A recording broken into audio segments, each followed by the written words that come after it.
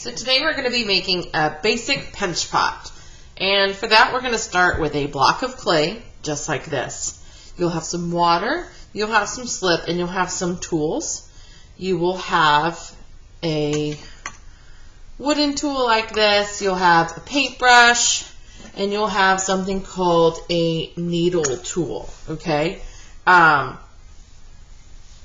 But what we're going to do is we are going to start with just our hands. You don't need any of those tools yet, just your hands and some water to make your pinch pot. So I have a block or cube-ish shape. I need it to be more of a cube. So I'm going to gently tap to get it into more of a cube. Doing this will help me create a ball so that then I can make my pinch pot. Notice, I'm not dropping it super high. I'm keeping it kind of low and getting it into a cube shape. Does it have to be perfect? No, but you want it more cube than rectangle. So look at that. So now what I'm going to do is I'm going to tap down the edges or corners of this cube. I'm going to hold it in my hand. I'm going to gently tap, find all the corners, and gently tap with the palm of your hand. You don't want the clay to roll over on itself, and you really don't want to get folds in your clay. So that's why I start this way first before trying to roll into a ball. Notice I'm rotating it around.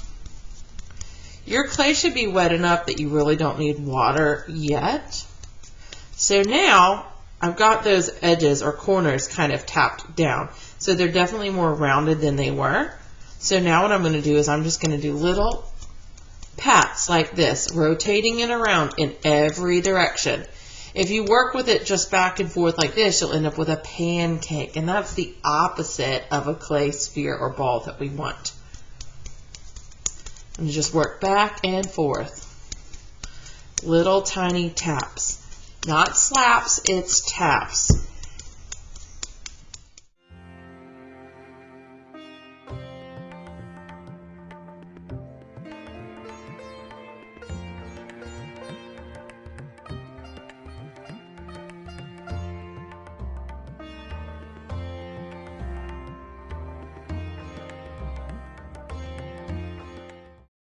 Now that you've got your ball made, it's time to make our pinch pot. So I'm going to start by holding my clay ball in the palm of my left hand. I'm right-handed, so I'm going to hold it in my left and work with my right. If you're left-handed, hold it in your right and work with your left. So I don't need to put water on this just yet. I'm going to take my thumb, while cupping it in the palm of my left hand, I'm going to find the middle. I'm going to push, push, push, push, push. I am going to feel pressure against my palm. I am going to see that I made a deep opening. So now I need to make it wider. I'm going to put my thumb back in, and I'm going to gently rotate this around while pushing like this against the wall or side of what will be my pinch pot. So this is widening it. Look at that. Now I'm going to need just a touch of water because it is starting to dry ever so slightly. I'm going to put my thumb back on the inside, 2 pinchy fingers on the outside, and I'm going to pinch around the bottom very slowly, gentle. I know it's starting to crack, but I can fix that as I go because right now I am stretching and moving the clay. So I'm pinching around the bottom. I might go around a couple of times because what I'm doing is I'm pinching and pulling the clay up and out. Once I've done that a couple of times, I'm going to go to the middle section here, start pinching that, and it's very gentle. It's not a very pressured pinch. It's a light pinch. I'm going to go around a couple of times in the middle section. What we're doing is thinning the walls of our pinch pot So if the bottom feels really thick and heavy, then it is. So you need to pinch more from the bottom if it still feels really thick and heavy down there. So once I've gone around my middle section a few times, now is the top section. You don't pinch right at the edge because it'll become too thin. If it becomes too thin, it will almost be paper thin, and then it will be very fragile and could break very easily even once it's fired. So I'm going to pinch kind of right here. As you pinch, if your clay starts to dry, just get a little touch of water, run it around. This is the lip of the pinch pot. Run it around the lip, okay? You don't want too much water though, because otherwise it will become very slippery and difficult to work with. So notice that I'm pinching kind of here. I'm not right at the edge. I'm kind of down to the side a little bit.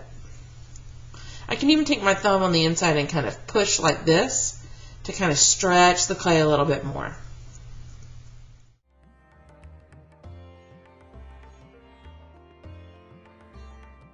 You've hit this point. It looks really good. Now remember, it's very squishy, okay? So if for some reason you need to set your pinch pot down, I'm going to suggest that you put it on its lip as opposed to its bottom, because if you set it on its bottom, it may start to push the clay back down. So all that work that you did to pinch it and pull it up, it may push it back down. So I'm just going to flip it and store it just like so. So what I'm going to do is I want to add a foot to the bottom of my pinch pot because it's going to add a little bit of a decorative element. So what I'm going to do, I'm going to keep it flipped on its lip. I'm going to grab some clay like so. I'm going to pinch some off. I'm going to squeeze it in my palms like this, in my hands. Okay. Kind of looks like a little lump, all right, a little log. So now what I'm going to do is I'm going to roll a coil, okay? So for that, I'm going to roll gentle pressure. Really, you need to make sure nothing's in your way.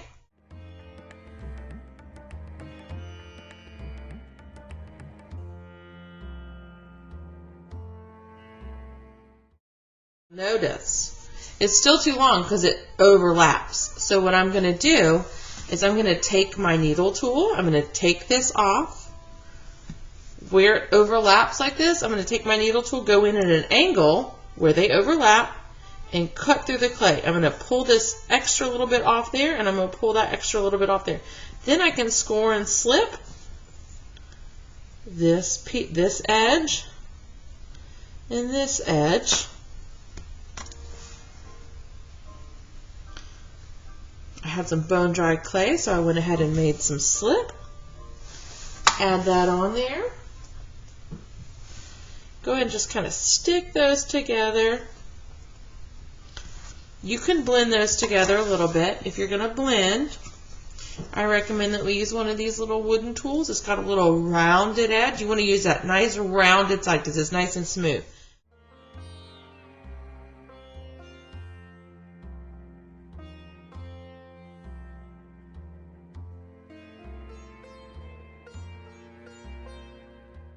You don't want to scratch so deep that you're cutting the clay. You're just like scratching it, okay? I use my needle tool. You can also use a wooden bamboo skewer, which I don't think I have one here, but you will all have them in your supply kits, okay? So if there's not enough needle tools, just use a little bamboo skewer, okay? It's really a little wooden stick with a little pointy end, okay? So I'm going to scratch this as well. Again, think of it like Velcro. With Velcro, you have to have two pieces. So with scoring, you have to scratch both sides.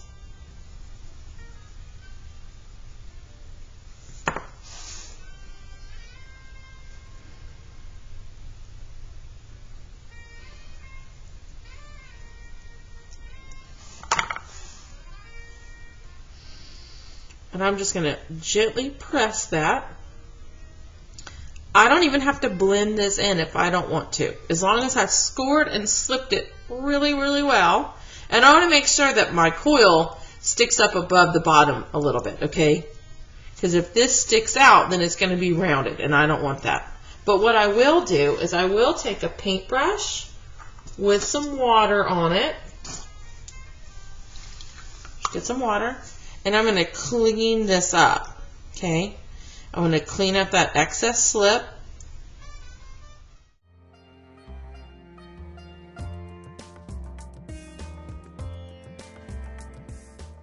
Okay, you can also make different shapes with this as well. Maybe you want to make a heart. So if I wanted to make a heart, I would just kind of push in with my thumb here and kind of squish very carefully. It's starting to crack a little bit. What can I do? Add some water. So maybe I want to make this into a heart. I just want to show you really quickly so you can get some different shapes.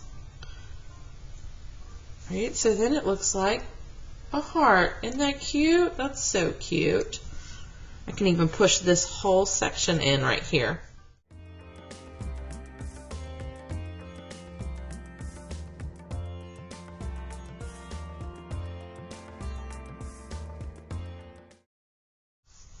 Maybe I want to give it polka dots. I could do a pattern if I wanted to. So I'm going to be really careful. I might keep it on the table for this, okay?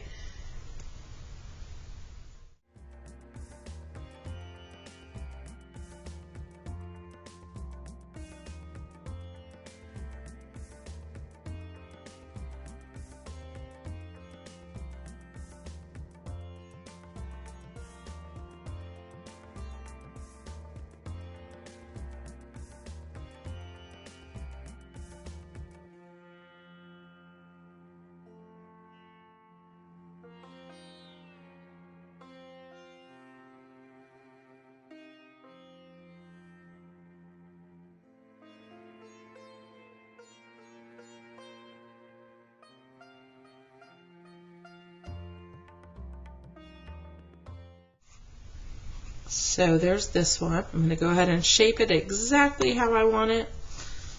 And then I'm going to leave it alone because if I keep messing with it, I'm going to ruin this heart shape that I've worked so hard to make. Okay, but isn't that cute? It's so cute. It'll look really cute with a candle in it, right? Let's say I want to add some horns, okay? So I'm going to kind of start. I'm going to roll a coil. Make sure nothing's in my way. Now, it's really important when you do things like this, areas of attachment. That right there is not a very good area of attachment. It doesn't have enough surface area, okay? And it's a little too long to stick out like that. So what I'm going to do, roll it a little bit more. I'm actually going to cut it right in half, okay? Then I have two pieces. These would make great little horns if I'm making a monster. Notice that it's a nice flat, much wider area, surface area of attachment. I might even curl this up a little. I can add it to the side. I could add it to the top if I wanted to, but I think I might add mine to the side. Okay, so now I have two horns. I took that same coil and was able to make two. Notice again, nice flat, wide area of attachment. You must have enough surface area. If it doesn't, it's not going to stay on.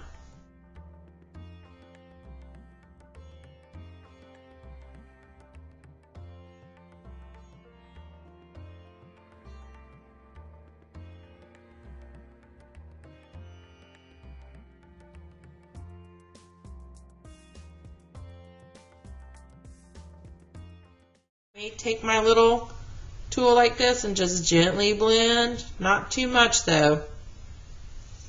What I'm really going to do is I'm going to take my paintbrush, get a little bit of water, and clean that up.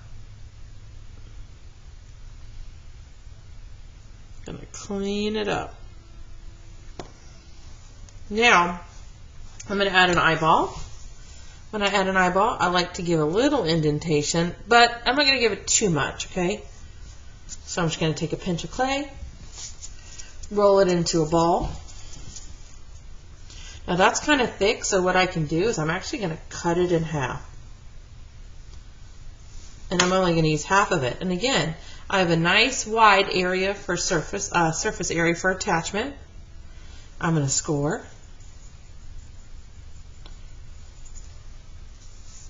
Score the back of this.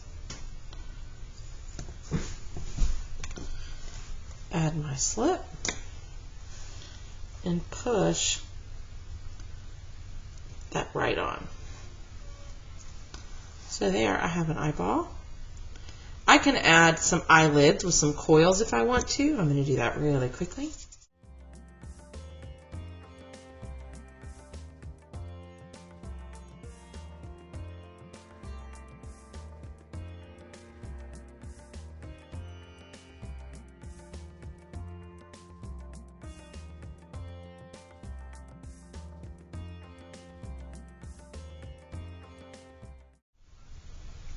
And rather than blending all that in, I'm just going to take my paintbrush, clean up the scratch marks, and then I'm going to give them a pupil. Just take the end of my paintbrush, and boom, I have an adorable little monster friend who will be a candle holder, or he'll be a candle. Okay, I can add some texture in this. Maybe I want to do something like this. Be very careful though, okay? I'm giving him kind of this like bumpy texture. Okay, you can do furry texture by taking your bamboo skewer and carving in like this. I mean, you can use the end of my paintbrush, but I like this bumpy texture, so I'm going to keep going with that. So I would do this over the whole thing. Again, I'm only holding mine because I need you to be able to see it on camera, okay? But I really like adding texture to clay because it's going to really show up with the glaze and look really interesting, rather than just having a smooth surface. I think texture always helps. So I'll just do that throughout. 4th grade friends. Okay, so again, I'm going to push in to make my eye. I'll add the eye. But really, if you want to have the legs on here with the pipe cleaner, we're going to have to take a straw. I unfortunately don't seem to have a straw. But the reason for a straw is because it takes out the clay that you don't want. So I want this to have some legs, so I'm going to take a straw, poke a hole, okay? So again, so that's where I'm going to run pipe cleaner legs. I want this guy to have some ears, so I'm going to take a ball of clay, I'm going to ball it up. Again, we have to have a good surface area of attachment. I'm going to flatten it, but not too flat, and I'm going to shape it. Maybe I want it to be kind of a pointy ear. So what I'm going to do is I'm going to tap it like so to get a flat surface area this way. I'm going to squeeze it into a shape that I like.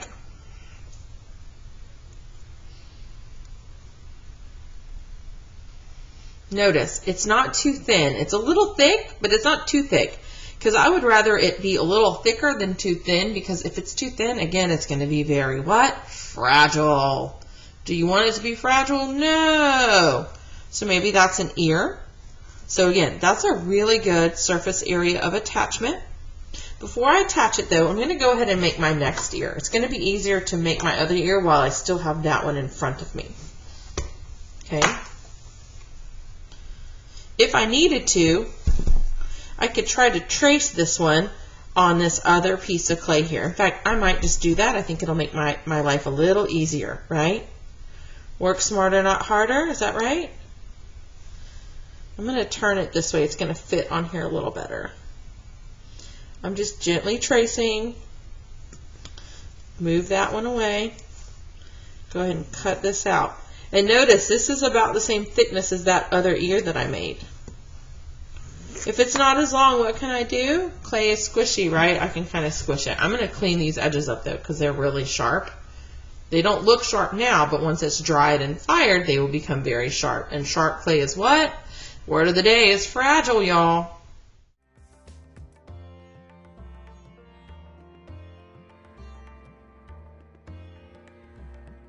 Could have shaped this one the same way I did this one, but I know sometimes it's a struggle to make it the exact same, so sometimes it's just easier to trace. So again, you want a good surface area for attachment. Okay, would this be a good surface area? No. Okay, you might go, but I want the ears like that. Sorry, it's not going to work. Okay, you have to have a flat, wide surface area of attachment. Scratch, scratch, scratch. Scratch, scratch, scratch. I want them to go about here. Notice, you don't want to scratch so hard and deep that you cut the clay. You're just scratching the surface, okay? Scratching the surface. Add some slip.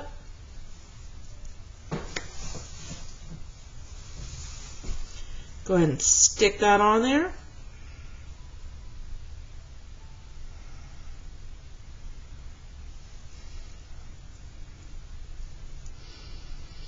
can blend this in if I want to, but if I have a wide enough surface area of attachment, I may not need to. As long as you are scoring and slipping enough, you may not need to smear it in, okay?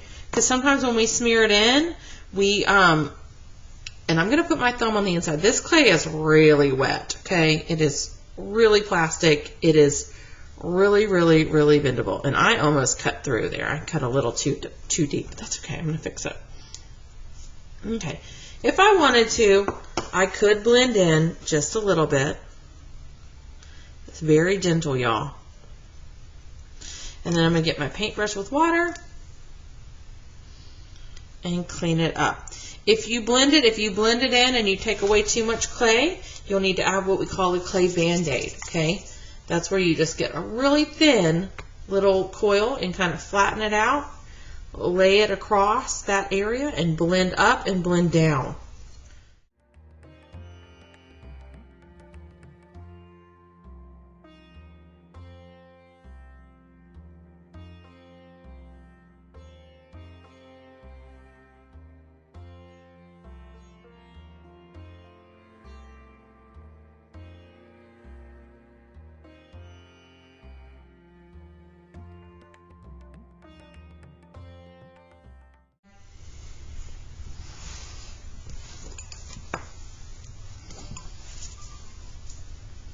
I'm going to roll a clay ball. That's really big. I don't need it that big. I'm going to cut it in half.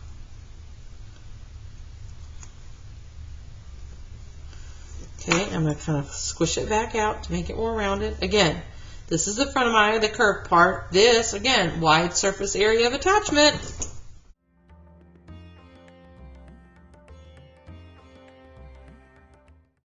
You don't have to add eyelids. You could leave it just like that. I just really like adding eyelids. I think it adds a fun element, okay? Roll a coil. I might even just roll it between my palms.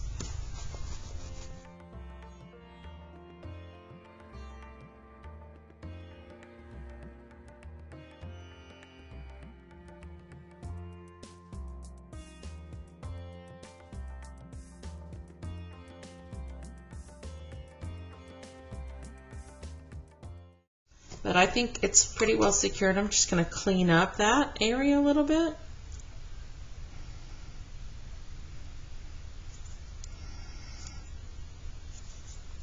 I want to give it a pupil.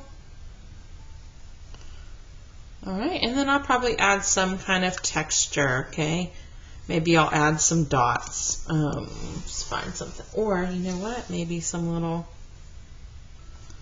marks like this.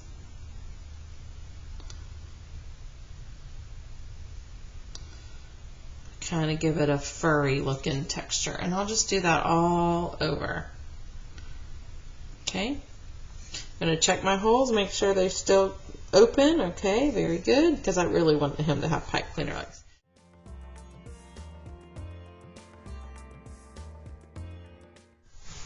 So again, these are going to have to sit out and dry. They'll hit the bone dry stage, and then they'll go into the kiln and be fired, and then we will glaze them. Joy. Before I'm done, I will just double check. I'm going to stick my end of my paintbrush through there, make sure it's still open, and we're good. And I'll just keep adding that texture.